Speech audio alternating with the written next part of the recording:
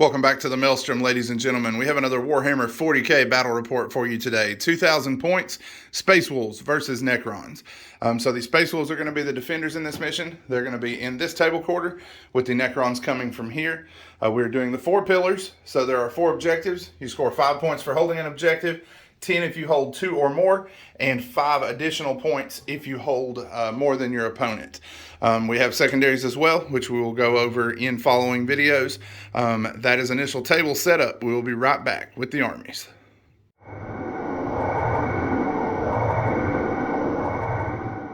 So for the Necrons, I'm going to be playing the Novokh Dynasty. For my HQs, I have an Overlord with a Hyperphase Glaive and the Tachyon Arrow.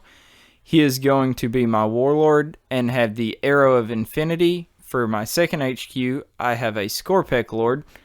I paid to give him a Warlord trait as well, and he is going to have Enduring Will. For my troops, I have 2 blocks of Warriors with Gauss Reapers. One is 20 man strong and one is 19 man strong. I also have a squad of 8 Immortals with Gauss. For my elites, I have a squad of 5 Skorpekh Destroyers. For my fast attack, I have a squad of 5 Ophidian Destroyers, 5 Canoptic Wraiths, and a squad of 9 Tomb Blades with Gauss. And for my heavy supports, I have 3 of the Gauss Destructor Heavy Destroyers.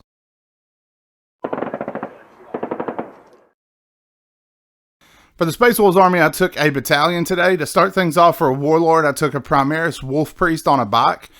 He's going to be the Warlord. Like I said, he has Saga of the Bear, and he is also carrying our relic, which is the Pelt of Beowulf. He is going to be joined by Ragnar Blackmane in the HQ slot.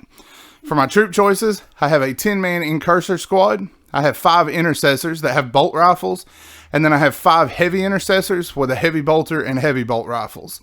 For elites, I brought 5 Blade Guard veterans. They're going to be running with Ragnar and one of our Impulsors. Then I have a Redemptor Dreadnought with Storm Bolters and both of the Onslaught Gatling Cannons. For fast attack, I have 3 Outriders. And then in heavy support, I have 3 Eradicators. They have a Multi-Melta and Melta rifles. I have a Gladiator Reaper. And then I have a 6-man Longfang pack with 4 Plasma Cannons and a Heavy Bolter. They're joined by a Wolfguard Leader in Terminator armor with a Storm Shield and a Storm Bolter. Finishing the list out, I have 2 Impulsors. One is going to carry Ragnar and the Blade Guard. One is going to carry the Intercessors.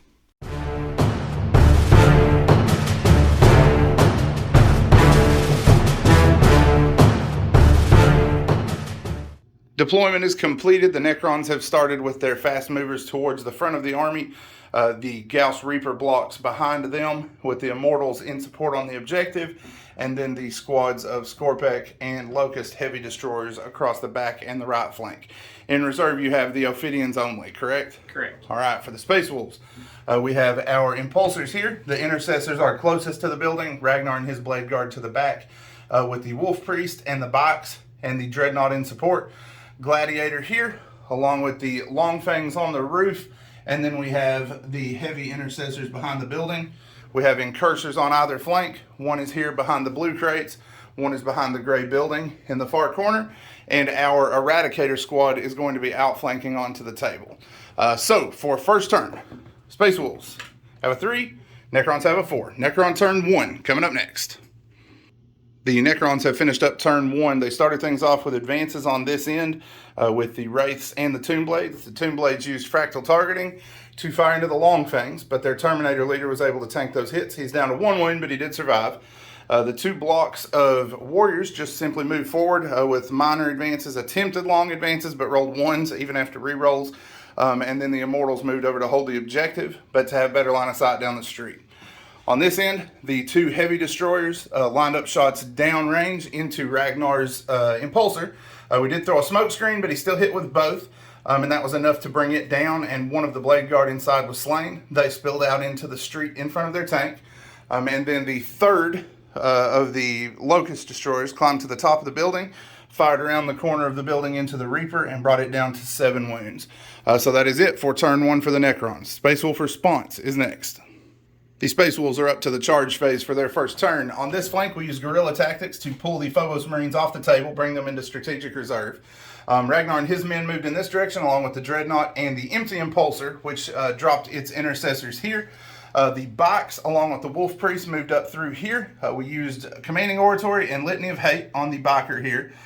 Moved the Gladiator up with them, and of course the Long Fang stayed put. Heavy Intercessors moved into the building, and the Incursors moved forward here. Shooting was not super impressive. We did 1 damage here to the box. We did a couple of wounds to the Wraiths, and then we were able to wipe these guys out with our entire army. The plasma cannons killed 9, 7 of them reanimated, and that kind of set the precedent for the rest of the shooting phase. However, at the very end, the Dreadnought with Wisdom of the Ancients was able to bring the last of them down in a hell of lead. We did attempt to charge here, needing a 10.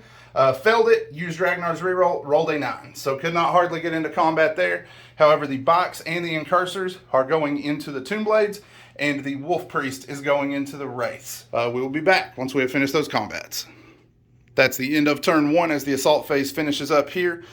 We were able to bring down 4 of the Tomb Blades. They did 1 wound in return, which bounced off the armor. And then the Wraiths, because of Pelt of the Beowulf, were unable to do any damage to the Wolf Priest. He failed 1 save, but we did use a combat reroll, or a command reroll rather, to keep him at full wounds.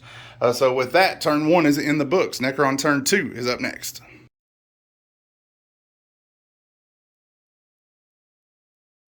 The Necrons have completed their turn up to the charge phase. The Wraiths have fallen back from combat and moved over here. Shooting from these warriors was able to bring the Chaplain down to 2 wounds. And then the Wraiths are going to be charging into the Outriders here. Down here, the Dreadnought went down to a single hit from one of these and a hit from the Artifact Arrow of Infinity here. That was enough to bring him out of the fight. This guy rolled a 9 for his damage, and then the damage for the other is a flat 6, so that was enough to kill him off. 1 Blade Guard took a wound. The Scorpek Destroyer Lord is now charging into the Blade Guard, and the Scorpeks are charging into Ragnar and the Blade Guard together. Down here, the Ophidians came on. We used Auspex Scan to kill 2 of them. 1 promptly reanimated and let them make the charge, unfortunately.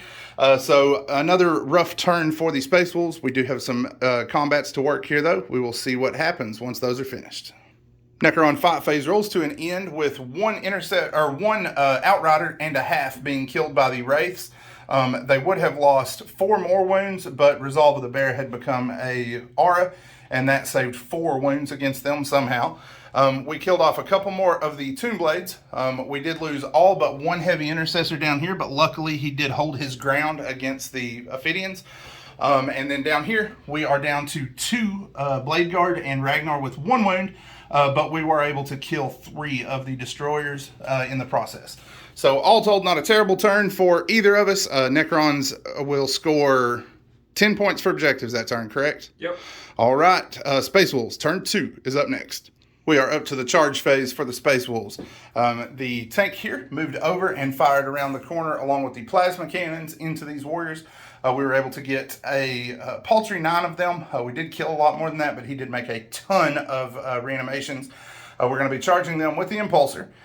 Down here, the Eradicators came on the table and were able to destroy the Locust Heavy Destroyer that was in the backfield. Fire from Ragnar was able to put 1 wound in one of the Scorpeks in the backfield.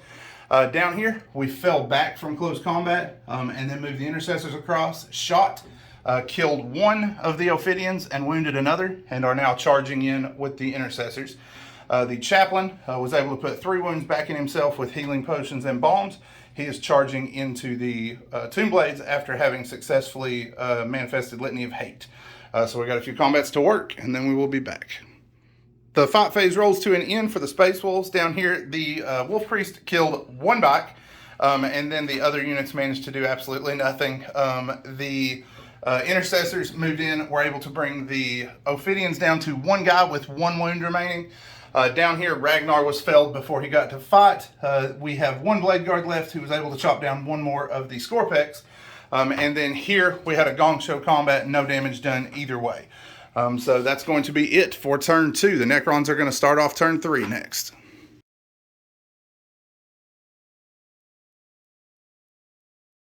Turn 3 for the Necrons is finished up. They maneuvered on this flank to get everything into position to fire on the Impulsor, left it at 4 wounds. This turn they were in Protocol of the Hungry Void, so wanted to get some charges off. Down here we're able to kill off the last of the Blade Guard.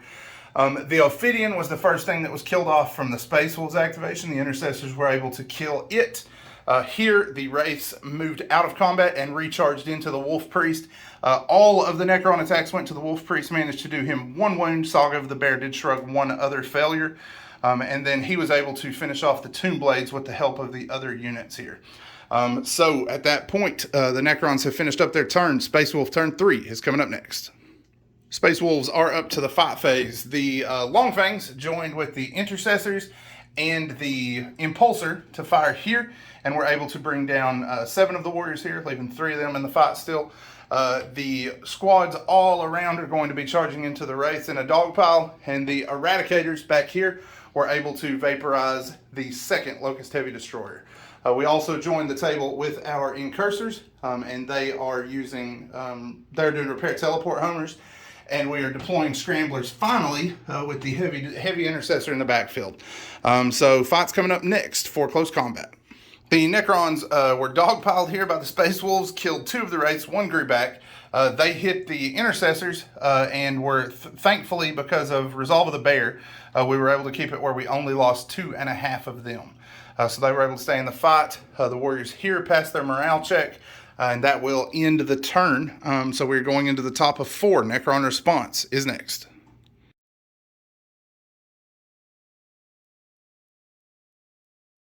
The Necrons turn 4. We went ahead and rolled all as 1 go.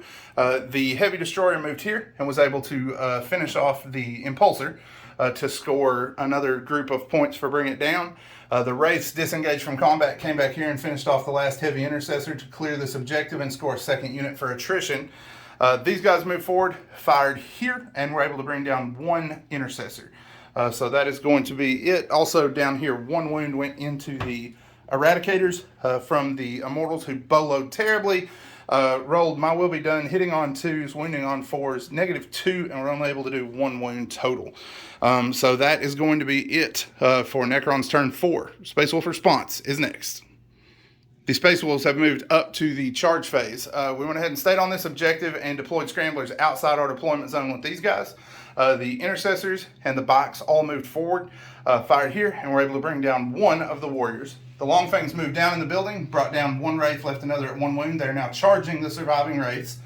Down here, the Eradicators moved around the corner and were able to use Total Obliteration to bring down the final Locust Heavy Destroyer. Attempted a charge against the Immortals, but did miss that charge. And these guys are repairing teleport homers once more. So we got several fights to work, and then we will be back. The Space Wolves fight phase rolls to an end. Gong show between the 2 leaders. Both of them make all of their saves. The Warriors did go down here, and over here the Longfangs were able to kill the Wraiths down to a single wound. His return strokes all bounced off the Terminator's Storm Shield. So at that point, the Necrons are going to go ahead and call it. We are going into the top of 5, and they don't have the time left to score the points that they need. So despite early ridiculous resilience, it was not enough in the end, and the Space Wolves were able to emerge victorious.